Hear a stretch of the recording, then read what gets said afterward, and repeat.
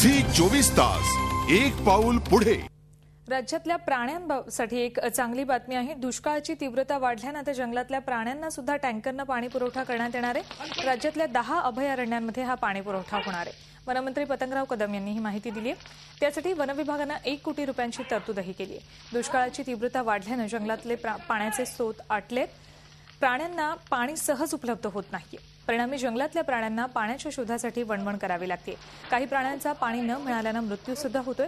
पाण्याच्या शोधात वाघ, बिबटे यासारखे प्राणी मानवी वस्तीत येतात, पण आता जंगलातल्या प्राण्यांसाठी टँकरनं पाणी पुरवठा केल्याने प्राण्यांची पाण्यासाठीची वणवण काही अंशी कमी होण्याची शक्यता आहे।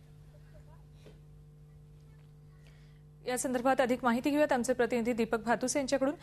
दीपक, आतापर्यंत कित्येक प्राण्यांचा मृत्यू ओढवलेला आहे पाण्याअभावी, मात्र आता वन विभाग जाणार आहे। सुवर्ण, वनमंत्री पतंगराव कदम यांनी या संदर्भात तात्काळ आदेश दिलेले आहेत आणि निधीची तरतूद सुद्धा केलेली आहे। 10 अभयारण्य आहेत जिथे पाण्याचा प्रश्न गंभीर आहे। या अभयारण्यांमधली शेततळे ती शेततळी आटलेली आहेत।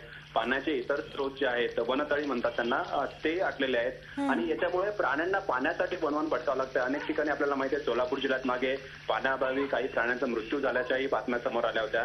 त्याच्यानंतर आता वन खात्याने या संदर्भातील ही पावलं उचललेली आहेत आणि टँकरने पाणी पुरवठा केला जाणार आहे अभयारण्यांमध्ये आणि प्रत्येक अभयारण्यासाठी 10 लाखाची तरतूद, अशाप्रमाणे 10 अभयारण्यांसाठी 1 कोटी रुपयांची तरतूद केलेली आहे। धन्यवाद दीपक या संपूर्ण माहितीबद्दल। एकंदरीत आता प्राण्यांना पाण्यासाठी जी वणवण करावी लागते ती कमी होईल अशी अपेक्षा करूया।